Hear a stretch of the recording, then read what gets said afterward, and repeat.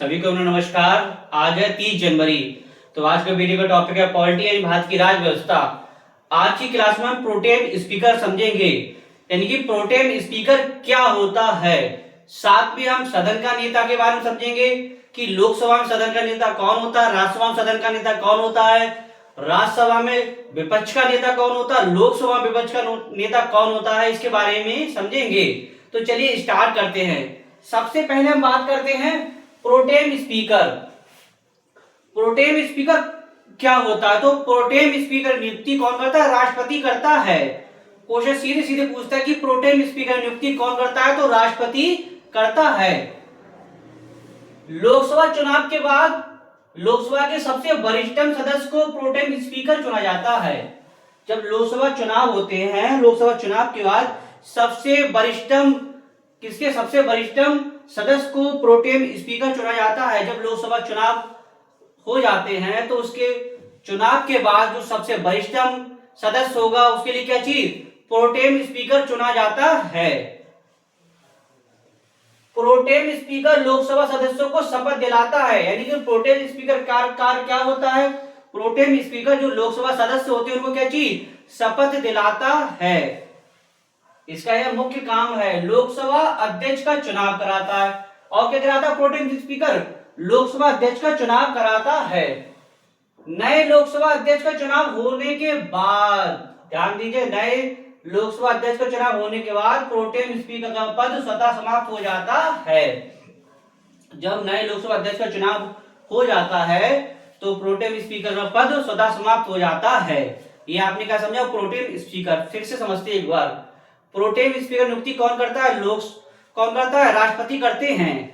जब लोकसभा चुनाव हो जाते हैं तो लोकसभा चुनाव के बाद सबसे वरिष्ठतम लोकसभा सदस्य को क्या चीज? प्रोटेम स्पीकर चुना जाता है।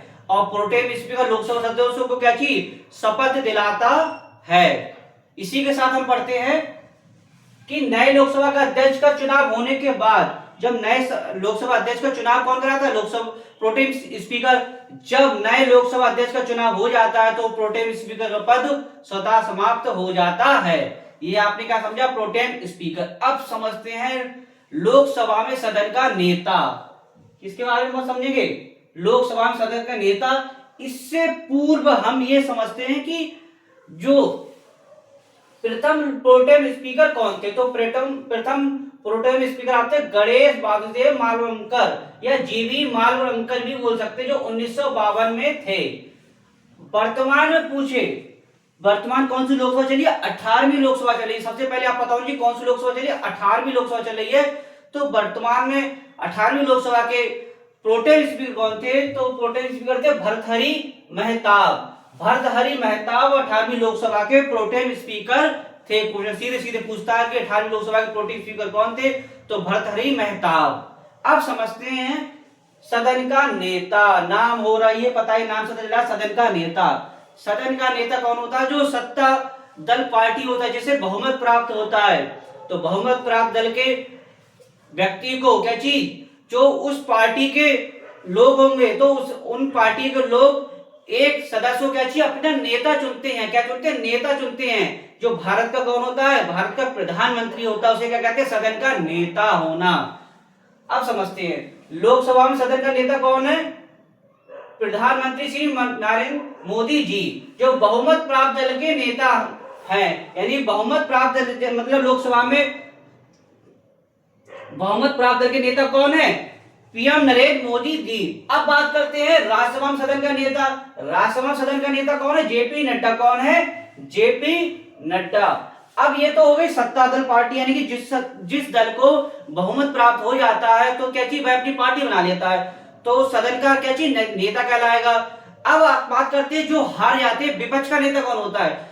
जब 10% सीटें विपक्ष को प्राप्त हो जाती है तो विपक्ष अपने एक नेता चुनता है, जिसे विपक्ष का नेता कहते हैं। तो लोकसभा में विपक्ष का नेता कौन है? वर्तमान में कौन है? राहुल गांधी जी। कौन है? राहुल गांधी जी। लोकसभा में बहुमत प्राप्त दल के अलावा जिसे कम से कम 10% सीटें प्राप्त होती हैं, यानी कि लोकसभा में बहुमत प्राप्त दल के अलावा जिसे कम से कम 10% सीटें प्राप्त होती हैं, तो वही क्या चीज? विपक्ष का नेता कहलाता है। वर्तमान विपक्ष का नेता कौन लोकसभा में? राहुल गांधी। विपक्ष का नेता की शक्ति क्या होती है? विपक्ष के नेता की शक्ति समझिए क्या होती है? कैबिनेट मंत्री के समान दर्जा प्राप्त होता है, यानी कि जो विपक्ष का नेता कैबिनेट मंत्री के समान दर्जा प्राप्त होता है और उसी के अनुसार क्या चीज? वेतन प्राप्त होता है। किसे? विपक्ष के नेता के लिए। राज्यसभा में विपक्ष का नेता कौन है? मल्लिकार्जुन खड़गे। कौन है? मल्लिकार्जुन खड़गे। और राज्यसभा में विपक्ष के नेता का पद क्या था? संवैधानिक नहीं बल्कि विधायी होता है। कैसा होता है? विधायी होता है, जिसे कैबिनेट मंत्री के बराबर दर्जा वेतन और सुरक्षा प्राप्त होती है। तो आपने क्या समझा? सदन का नेता। सदन का नेता कौन है? वर्तमान हमारे प्रधानमंत्री माननीय नरेंद्र मोदी जी। अब राज्यसभा में पूछे, राज्यसभा में विपक्ष का नेता कौन है? राज्यसभा में सदन का नेता कौन है? सदन का नेता कौन है? जेपी नड्डा। अब विपक्ष के नेता, विपक्ष के नेता कौन है लोकसभा में? राहुल गांधी जी। अब राज्यसभा विपक्ष के नेता कौन? राज्यसभा विपक्ष के नेता कौन है? राज्यसभा में विपक्ष के नेता है मल्लिकार्जुन खड़गे। कौन है? मल्लिकार्जुन खड़गे। अच्छा, विपक्ष का नेता तभी बन सकता है जब विपक्ष के नेता के जो पार्टी होगी उसके पास कितने 10% सीटें होंगी। कितनी होंगी? 10% सीटें होंगी। तो इस समय तो विपक्ष का नेता है, लेकिन इससे पूर्व 10% सीटें नहीं थी तो विपक्ष का नेता कोई नहीं था, लेकिन वर्तमान विपक्ष का नेता है। तो आज की क्लास में आप क्या समझी? Protem speaker. तो प्रोटेम स्पीकर की नियुक्ति कौन करता है? राष्ट्रपति। प्रोटेम स्पीकर चुना कैसे जाता है? तो जो लोकसभा के सदस्य होते हैं, तो आम चुनाव के जो लोकसभा के सदस्य होते हैं, तो जो सबसे वरिष्ठतम सदस्य होगा उसे क्या चाहिए? प्रोटेम स्पीकर चुना जाता है। प्रोटेम स्पीकर लोकसभा सदस्यों को क्या चाहिए? शपथ दिलाता है, साथ ही लोकसभा अध्यक्ष का चुनाव कराता है। जब लोकसभा अध्यक्ष का चुनाव हो जाता है तो प्रोटेम स्पीकर का सौदा समाप्त हो जाता है। अब करते हैं सदन के नेता। सदन के नेता कौन होता है? जो सत्ताधारी पार्टी का नेता होता है। तो पार्टी एक व्यक्ति को चुनती है जिसे सदन का नेता कहते हैं। तो वर्तमान सदन का नेता कौन है लोकसभा में? माननीय नरेंद्र मोदी जी। विपक्ष का नेता कौन है? कौन है? विपक्ष का नेता है राहुल गांधी जी। अब राज्यसभा में सदन का नेता कौन है? जेपी नड्डा। और राज्यसभा विपक्ष का नेता कौन है? मल्लिकार्जुन खड़गे। तो आशा करता हूँ वीडियो आपको अच्छा लगा हो। वीडियो को अधिक से अधिक लाइक कीजिएगा, शेयर कीजिए, कमेंट्स कीजिएगा। वीडियो समाप्त करते हैं, नेक्स्ट टॉपिक के साथ मिलेंगे। धन्यवाद।